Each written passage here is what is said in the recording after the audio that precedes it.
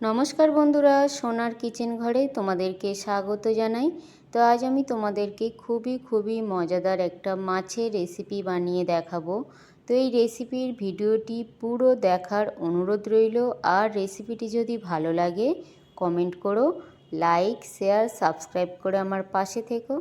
যারা এখনও পর্যন্ত আমার চ্যানেলটিকে সাবস্ক্রাইব করেছো তাদেরকে অসংখ্য ধন্যবাদ। যারা এখনও আমার চ্যানেলটিকে সাবস্ক্রাইব করনি, অনুরোধ রইল আমার চ্যানেলটিকে সাবস্ক্রাইব করে আমার পাশে থাকার জন্য।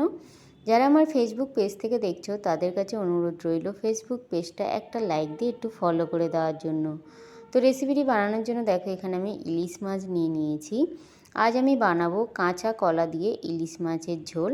তো ইলিশ মাছটা আমি খুব ভালো করে ধুয়ে পরিষ্কার করে নিয়েছি। তারপরে দেখো ইলিশ মাছটার মধ্যে আমি একটু হলুদ গুঁড়ো দিয়ে দিলাম আর একটু আমি নুন দিয়ে দিলাম। দিয়ে খুব ভালো করে এই ইলিশ মাছটাতে আমি নুন আর হলুদটা মাখিয়ে নেব। তো এইভাবে কিন্তু খুব ভালো করে নুন আর হলুদটা মাখিয়ে নিতে হবে। তো এখানে দেখো ইলিশ মাছটার মধ্যে নুন আর হলুদটা খুব ভালো করে আমি মাখিয়ে নিয়েছি।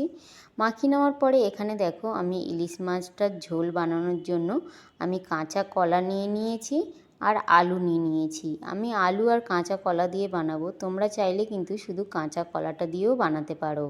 তো এখানে দেখো আলুও আমি লম্বা করে কেটে নিয়েছি আর কাঁচা কলাও আমি লম্বা করে কেটে নিয়েছি। তো এইভাবে আমি কেটে নিয়েছি। নিয়ে কাঁচা কলাটা আমি হলুদ দিয়ে জলের মধ্যে ভিজিয়ে রেখেছি, নাহলে কিন্তু কাঁচা কলাটা কালো হয়ে যায়। যার জন্য কিন্তু কাঁচা কলাটা কেটে হলুদ জলের মধ্যে ভিজিয়ে রাখলে কলাটা কিন্তু ঠিকই থাকে। তারপরে দেখো আমি গ্যাসের মধ্যে একটা কড়াই বসিয়ে দিয়েছি। কড়াইয়ের মধ্যে আমি সর্ষের তেল দিয়ে দিয়েছি। সর্ষের তেলটা গরম হয়ে যাওয়ার পরে ওই তেলের মধ্যে আমি যে মাছের মধ্যে নুন আর হলুদ মাখিয়ে রেখেছিলাম ওই মাছগুলো আমি দিয়ে দিলাম। দিয়ে মাছগুলো আমি একটু হালকা নাড়াচাড়া করে লাল করে ভেজে নেব। তো এখানে দেখো মাছগুলো দিয়ে দিলাম। মাছগুলো দেওয়ার পরে দেখো মাছগুলো একটা দিক হয়ে গেছে, তো আরও একটা দিক আমি ভেজে নেব। তো এখানে দেখো আমি আরও একটা দিক ভেজে নিলাম।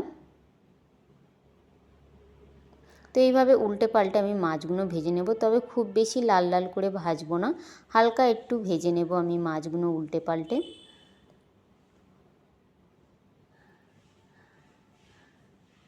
ইলিশ মাছের ঝোল, ইলিশ মাছের ভাপা, ইলিশ মাছের ঝাল অনেক তো খেয়েছো। এইভাবে একবার হলেও কিন্তু কাঁচা কলা দিয়ে বানিয়ে দেখতে পারো। তো এখানে দেখো মাছগুলো কিন্তু ভাজা হয়ে গেছে। এবারে মাছগুলো আমি তুলে নেব। তো এখানে দেখো মাছগুলো আমি তুলে নিলাম।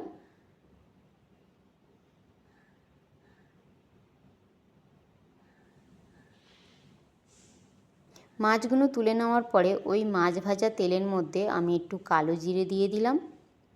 কালো জিরেটা দিয়ে আমি একটু নাড়াচাড়া করে কালো জিরেটা আমি একটু ভেজে নেব। তো তারপরে দেখো এই কালো জিরের মধ্যে আমি 4 থেকে 5টা কাঁচা লঙ্কা দিয়ে দিলাম। কাঁচা লঙ্কাটা দিয়ে কাঁচা লঙ্কাটাও আমি একটু নাড়াচাড়া করে নিলাম। কাঁচা লঙ্কাটা নাড়াচাড়া করে নেওয়ার পরে এবার এই কাঁচা লঙ্কার কালো জিরের মধ্যে আমি কলাটা দিয়ে দিলাম। যে কাঁচা কলাটা নিয়েছিলাম ওই কাঁচা কলাটা দিয়ে দিলাম।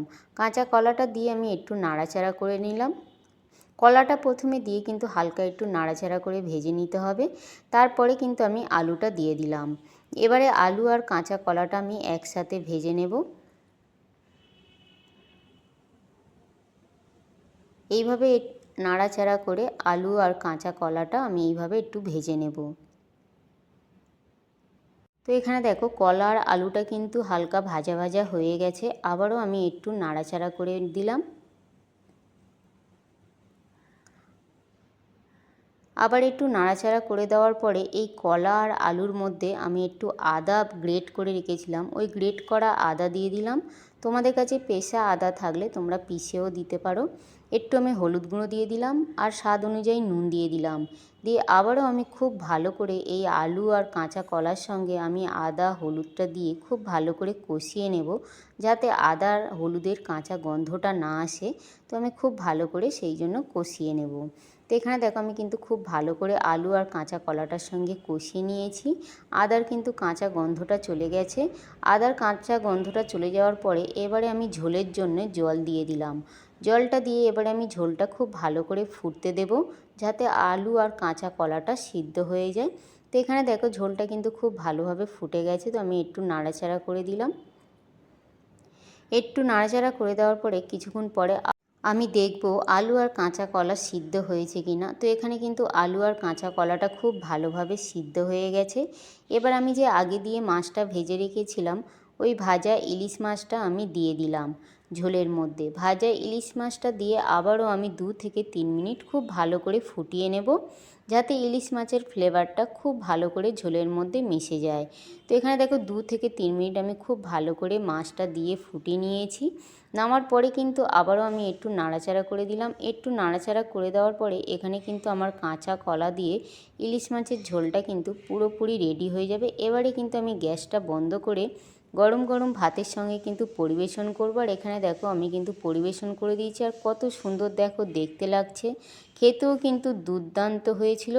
তো আগে যদি তোমরা এইভাবে কাঁচা কলা দিয়ে ইলিশ মাছ না বানিয়ে থাকো, একবার হলেও কিন্তু আমার মতন করে বানিয়ে দেখতে পারো। আশা করি ছোট থেকে বড় সবাইয়ের কিন্তু ভীষণ ভীষণ ভালো লাগবে।